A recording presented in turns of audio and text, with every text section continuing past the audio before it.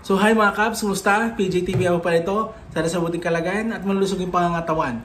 So, kung di ka pa naka-follow, i-follow mo na aking Facebook page, YouTube channel, TikTok account, at huwag kalimutan ma-like and share. Tara, umpisan natin ang video. Mga Kabs, eto na naman tayo. Ay nako, yung ape. Yung ape niyong BP, ha? Yung ape niyong BP. Meron na naman nangyari. Grabe ang kinuhang security. Ha? Ito ang post ni Peter Tamingo. Before the INAPE card comes out. Bakit po kailangan nyo ng 433 security personnel samantala 78 lang yun sa dating VP? Si Leni Robredo. Diba? Ay nako, grabe to. Ha?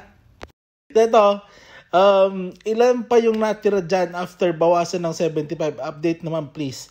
So kasi, ang lumalabas ngayon, ang Vice President Security, nagdaan ng 433. Ha? Si BP Sara Duterte. Grabe ang nirequest sa security. Ang dami naman. Ha? Anong kinakatakutan nito? Ba't takot na to? Ito dami security kinuha. Ha? Baka may multong, mga may multong sa likod, takot. Ay naku, eto na naman tayo mga Kabs. Kahit nabawasan nga ng 75 na personnel, nasa 300 plus pa rin ang natira na security ni VP Sara. Grabe, kasi pwede mo na ito ibigay sa mga liblib na lugar na pwedeng bantay ng mga kapulisan. Ang dami naman ng security ni VP Sara. Para saan yan? Ha?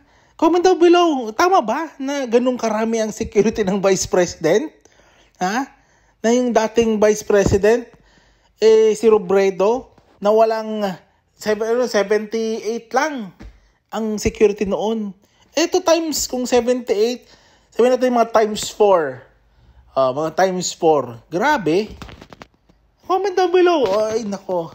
Ito yung video sabi ng PNP chief. Ito, pakinggan nyo to ha. Pakinggan nyo ha. Sure na tama po yung security. Hindi kami. Because kahit ano po mangyari, part po ng trabaho po ng police is to secure everybody. Ang complaint po namin, sir, konti po yung tao namin sa police. How can we do without our shift? Ito, kaya ang ginagawa namin, lahat na excess, babaw po namin.